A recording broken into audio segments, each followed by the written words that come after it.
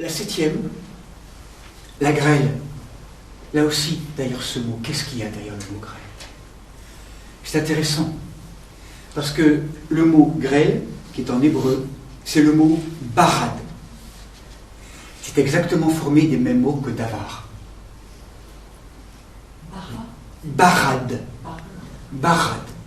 La grêle, c'est barad. C'est la septième, en lien avec la cinquième qui est davar. Davar, barad. Hein? Donc là, en hébreu, il y a toute une sensation très importante. Et là, derrière le mot barad, alors ça c'est quelque chose de particulièrement important dans l'approche. Et là c'est pareil, lorsque nous approfondissons le texte, comme il y avait une peste très grave, on va aussi avoir une grêle la plus grave, hein, qu'on retrouve également dans le texte hébreu. Avec donc toujours pareil, la dimension de grêle qui est là, mais cette grêle dans tout le pays d'Égypte uniquement, hein, vous allez voir la terre de Goshen, cette terre va être sauvegardée. Et là, Moïse dirigea son bâton vers le ciel, les Shamaïm, et là, Yod-Hé-Vavé produit des tonnerres, de la grêle, un feu allant et venant de la terre. Il fait pleuvoir une grêle sur la terre, un feu tourbillonnant au milieu, la grêle la plus grave. On a la sensation d'avoir là comme un acte de violence pénétrante qui vient de la part du ciel et pénétrer de manière violente la terre par la grêle. Et là, on pourrait faire référence à un texte d'Isaïe, dans le chapitre 30, verset 30, où il sera dit la chose suivante: de la foudre, de l'averse, des grêlons, car, voilà, qui tombent vraiment sur la terre. Et alors, en hébreu, ce qu'a repéré Annick est intéressant, c'est que le mot averse de grêle n'est pas très loin du mot de la semence masculine, du sperme. Et de manière étonnante, je dirais, dans cette interprétation possible, barad va nous rejoindre, en fait, on pourrait dire, dans cette dimension d'une force érotique. Comme si ça rejoignait là la force vitale, érotique de l'être humain, qui, vous savez, normalement est invité, dans cette puissance mâle, à nous retourner vers nos profondeurs pour pénétrer ce réservoir femelle et faire donc de l'information, je dirais. Eh bien là, c'est comme si en fait toute cette force était dévoyée et finalement, ce qui se passe là autour de la grêle, visité de ce feu, de ce tournoiement, cette dimension tourbillonnante, pourrait signifier, en nombre porté et négative, tout le sens de l'éros et d'une sexualité dévoyée au cœur du monde. Au cœur, je dirais, d'une force érotique totalement à la fois pénétrante, mais du coup, qui vient complètement pénétrer, mais du coup, la terre, mais de manière hyper violente, hein, tourbillonnante, que dénonce la grêle, accompagnée de feu tourbillonnant en elle. Et là, on touche à l'énergie profonde, sexuelle, de l'éros, dévoyée, hein, d'un sexe désacralisé, qui n'est plus en résonance avec le verbe, toute cette invasion pornographique, on pourrait le dire, à travers tout un ensemble de choses impressionnantes, à la fois extérieures et à la fois, c'est vraiment une plaie aujourd'hui, ô combien, et nourrit avec cela tout ce qui peut être les attentats, les violences les plus meurtrières. C'est comme si, vous voyez, si avec Freud, on avait décapsulé ces énergies, et il le fallait, sans doute à travers quelque chose de très moralisateur, et où l'Église, finalement, avait tant bien que mal maudit ou quelque part corseté cette énergie, parce qu'elle n'a pas été capable d'entendre en elle, ou elle n'était pas capable peut-être aussi de la canaliser, et je dirais d'en faire un chemin de conscience. Et plutôt que de se faire déborder, on l'a canalisé, et après, vous le savez bien, depuis des décennies, tout a été débordé, et là, on est en face d'une grêle. D'une grêle qui atteint aussi nos jeunes, enfin, tout un ensemble on est vraiment là au cœur d'une dimension très profonde de ce signe, et tant que nous ne prendrons pas en main ces forces intérieures, eh bien, la grêle apparaîtra à l'extérieur. Toujours le même schéma général, hein, la grêle, barad. Et d'ailleurs, le mot barad, hein, davar, il y a le verbe, il y a le fils, comme si finalement, eh bien, il y avait une énergie dévoyée qui utilisait la semence pour ensemencer à l'extérieur ou même à travers la mort des fils, à tous les avortements, enfin les enfants qui sont là, en oubliant la construction de Davar en nous, du Verbe, du Fils intérieur, de l'enfant intérieur. La grêle. Ce qui est intéressant, c'est que la grêle va toucher, nous dit le texte, une partie des récoltes, mais pas toutes. Parce qu'arrive la 8e derrière, qui est la sauterelle. La sauterelle, elle finit le travail de la grêle. Et la sauterelle, c'est très intéressant aussi dans le mot arobé. Là, on plonge vraiment encore plus dans les profondeurs. Arobé.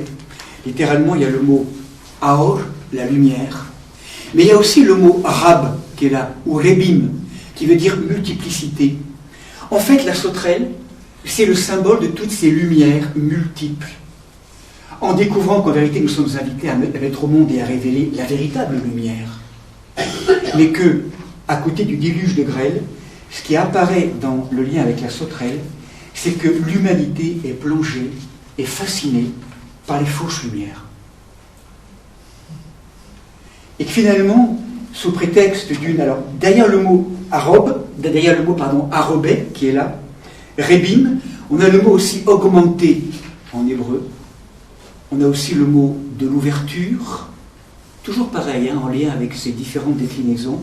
En tout cas, derrière la sauterelle, on peut dire qu'il y a la menace, je dirais, d'être, après la grêle, d'être fasciné et enchaîné par tous les messages des fausses lumières. Et là, on n'est pas loin, je crois, aujourd'hui. Lorsque tout est bien orienté, vous l'avez compris, il y a ce travail dans les profondeurs, l'orbite, une ouverture qui s'agrandit, et qui va donc nous inviter à rejoindre une lumière, cette vie-lumière, ce verbe qui nous fonde. Mais le danger serait qu'en oblitérant ce travail, on n'en reste qu'aux lumières artificielles. Et c'est le danger, eh bien, je crois profondément aujourd'hui, que soulève aussi Annick, eh bien, je dirais, des faux prophètes. Des faux prophètes. Des fausses lumières. Et là, je crois qu'on peut rejoindre, vous savez, toutes ces tendances aujourd'hui, toutes ces grandes chemins de manipulation énergétique, soyez thérapeute en quelques semaines, avec des ouvertures de conscience. Je dirais, je suis un peu désolé de le dire, mais à un niveau donné, tout ce qui touche au New Age fait partie de cela. Lorsque ce n'est pas habité, pénétré par des logiques, et qu'on ne peut pas s'improviser comme thérapeute ou à travers toutes ces logiques-là, tant qu'il n'y a pas eu ce travail de mort à soi-même, qu'on ne peut pas être de seul coup producteur, je dirais, de lumière, à travers des logiques de chemin facile, en oblitérant complètement le travail de l'épée. C'est comme si finalement on dérobait le fruit sans l'être devenu. Il y a une mystification, une illusion dans laquelle aujourd'hui nous pouvons être, en tout cas, qui déferle au cœur du monde. Vraiment, travail de discernement. Aroubé, vraiment, c'est un des aspects qu'on pourrait proposer, qui touche aussi à la notion de la sexualité, souvent qui peut jouer autour de cela, et puis après, les séances de lévitation, de sortie du corps, vous savez, toutes ces choses-là, de traficotage, on pourrait dire, d'énergie. Là, on est vraiment dans le domaine des fausses lumières, de Aroubé. Et de croire qu'en vérité, on est spirituel. C'est l'énergie de Lucifer, ça. Disons que oui. Alors, encore une fois, il y a le discernement qui est là, mais effectivement, c'est de nous faire croire. Oui, alors la lumière, vous aimez bien. Donc ça, la lumière, c'est bien, parce que vous avez entendu que la lumière, c'est bien. Alors, on va vous poser une lumière, mais tranquille, quoi. C'est-à-dire pas trop chère et sans trop se transformer. Comme ça, vous allez la voir. Mais et là, il y a une mystification. On donne une forme de fruit, c'est fallacieux, puis c'est une illusion. Et on peut être nombreux à s'engouffrer dans ces logiques à ce propos, là récemment, j'ai vu un reportage vidéo étonnant d'un jeune homme qui était l'une des grandes stars, entre guillemets, du New Age. Vous savez, aux États-Unis, enfin, c'est toujours un peu monumental ce qui se passe. Eh bien, aux États-Unis, il y a quelqu'un, un jeune là, qu'on voit, donc star qui a mis en place pendant des années, pendant plusieurs années, il a gagné d'ailleurs partage beaucoup d'argent avec ça, donc un site très connu sur le New Age qui vend toutes ces... Et cet homme a eu une expérience incroyable de visitation du Christ. Et maintenant son site, c'est pour dénoncer, c'est pour dénoncer tout ce qu'il a promu pendant plusieurs années, avec les dangers, les illusions, les mystifications qu'il y a derrière. Voilà. Ça, c'est un des aspects, et en n'oubliant jamais quand même que celui qui nous conduit vers le chemin de la véritable lumière, frères et sœurs, rappelez-vous, Jean-Baptiste, mais lui, il n'est pas mangé par les sauterelles, il les mange. Radicalement différent. C'est-à-dire que lui, véritablement, il se nourrit de lumière, de la véritable lumière du Logos. Mais c'est un homme dans l'ascèse, et rappelez-vous, lui, il va loin quand même à travers ce chemin. La décapitation, il y a la mort, il y a la mutation. Donc, on est dévoré par les sauterelles, au contraire, Jean-Baptiste mange les sauterelles et le miel. Il se nourrit de lumière, il se nourrit de verbe, de logos. Bon, je dépasse un petit peu l'heure, je m'excuse, mon Dieu, mais c'est bon, c'est tellement incroyable. Les ténèbres, on va passer très vite. Rochek, là aussi, nous touchons dans la 9e à ce qui pourrait être l'approche de ces ténèbres supralumineuses. Lorsque c'est bien conduit, on s'approche là, normalement, en pénétrant dans à ce qui pourrait être l'avènement de la pleine lumière. Rappelez-vous combien il nous dit dans l'expérience mystique que la lumière naît de la ténèbre supralumineuse. Cette ténèbre mystérieuse qui est cette ténèbre fondatrice et matricielle d'une lumière en devenir. Aujourd'hui, dans la dimension de l'humanité, c'est une ténèbre qui fait que nous sommes tellement enténébrés, parce que nous ne prenons pas en main l'histoire, ce sont des ténèbres extérieures qui fait que l'homme ne voit pas ses frères, aucun ne se levait, on rampait pendant 3 jours, alors que tous les fils d'Israël, la lumière était dans leur demeure. Vous sentez l'état d'ignorance, l'état de confusion, d'enténébrement dans lequel nous sommes, jusqu'à être des rampants, où on se frotte, où on ne voit même pas le frère à l'extérieur. Dans ces processus complets d'enténébrement, on ne voit plus le frère ou la sœur. On est vraiment totalement aveuglé et enténébré. Dans cette logique, encore une fois, égyptienne. Voilà, et vous le savez, on va donc arriver maintenant à ce dixième prodige qui, dans le texte hébreu, apparaît. Il est encore une plaie, que je ferai venir sur Pharaon et sur l'Égypte. Alors, ce qui est intéressant quand même dans la 9e, c'est qu'il est signifié ici. Pharaon dit à Moïse, sors de devant moi et garde-toi de revoir mon visage, car le jour où tu reverras mon visage, tu mourras. Et Moïse dit, ainsi as-tu parlé, je ne reverrai plus ton visage. 9e prodige. Et arrive le 10e, qui est maintenant celle qui est le plus connue, à la fois la plus majestueuse et la plus connue et la plus terrifiante. Donc j'ai insisté un petit peu sur les 9 autres parce qu'elles sont moins connues, mais celle-ci est beaucoup plus connue parce que régulièrement on l'aborde à Pâques, et Père Pierre va donc enchaîner cet après-midi avec ce lien à la Pâque. Donc le mot de la Pâque, vous savez, c'est Pessar qui est là. Et ce que dit le texte, donc cette plaie une, et là pour la première fois apparaît le mot néga en hébreu. Et le mot néga, ça vient du mot grec naga, qui veut dire toucher.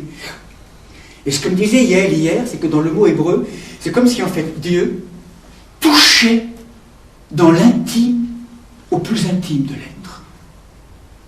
C'est à la fois terrifiant ce qui se passe, et en même temps c'est comme si tout le travail de l'épée nous avait conduit à la dimension la plus intime de l'être. Là on touche, on pourrait dire, le noyau de l'être, on pourrait dire on touche la chair, cette dimension la plus profonde de l'être. Et ici, la plaie, une, Echad, c'est un nom de Dieu. C'est vraiment là, je dirais, la signification d'une action divine qui touche au plus profond. Donc là, il faudrait vraiment relire vraiment complètement les chapitres 12 et 13 du livre de l'Exode. 11, 12, 13 plutôt. 11, 12 et 13, en tout cas le début.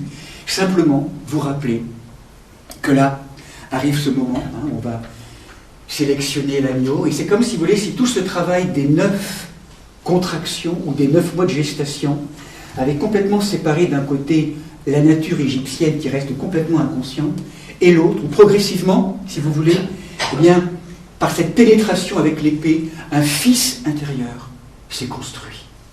Autrement dit, l'hébreu symbolique est riche d'une lumière, d'une conscience, et là il a la maturité maintenant et les structures internes pour pouvoir maintenant partir et vivre le passage de la mer Rouge. Mais rappelez-vous, la Pâque n'est pas le passage de la mer Rouge. Enfin, c'est un passage. Mais le mot Pessar, qui est véritablement là, c'est ce mot qui est la Pâque du Seigneur. C'est-à-dire ce moment où, rappelez-vous, une fois que l'agneau a été immolé, on lit un petit peu tous ces textes, cet agneau, donc avec tout un code dans le temps, dans l'espace, prendre un agneau, donc d'un an, mâle, sans tare, sans défaut, et puis après on l'immole, et donc on met, rappelez-vous, le sang, mais ce sang finalement de l'agneau est en lien avec le sang du peuple hébreu. Et lorsqu'ils mettent le sang sur les linteaux et sur le linteau et les poteaux, c'est comme si ce sang, Adam, le sang qui marquait là, en fait, a la trace du travail intérieur qui a été fait par l'épée au cœur du peuple hébreu. Et le sang de l'agneau symbolisant le peuple hébreu, est mis vraiment là, sur ces linteaux. Et rappelez-vous ce moment où, voilà comment vous le mangerez. En tout cas, je passerai dans le pays d'Égypte, dans cette nuit-là. Je frapperai tous les premiers-nés, depuis l'homme jusqu'au bétail. L'Égyptien ou la nature égyptienne, c'est comme si finalement l'homme ou l'être humain égyptien était resté dans le registre animal. Il n'avait pas fait de ce qui lui est arrivé un chemin de conscience. Il n'avait pas verticalisé, il restait encore identifié à cette humanité du 6e jour. Donc animal et humain sont confondus. Et je ferai, le sang servira de signe, et donc à ce moment-là, je passerai au-dessus et vous échapperez au fléau destructeur. Je passerai au-dessus. La voilà, la Pâque.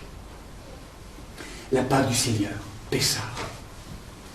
Et si vous voulez, c'est comme si en fait, l'épée passe au-dessus, et cette épée est totalement en résonance avec le sang déposé sur les linteaux et les poteaux, en lien avec tout le travail qu'a accompli l'hébreu, qui lui-même, en prenant l'épée intérieure, a construit le fils intérieur. Autrement dit, l'épée vient vérifier le travail intérieur. Par contre, pour l'Égyptien symbolique, eh bien, les premiers-nés sont tués. Et là, on arrive à une règle ou à quelque chose de très douloureux, pour conclure. C'est le dernier. Voilà, donc là, voilà l'histoire en fait qu'on vient de traverser ici. Donc jusque-là.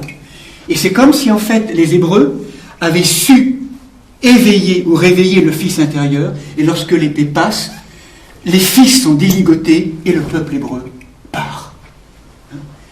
On le reverra avec la Pâque du Christ, c'est ce qui va se passer aussi.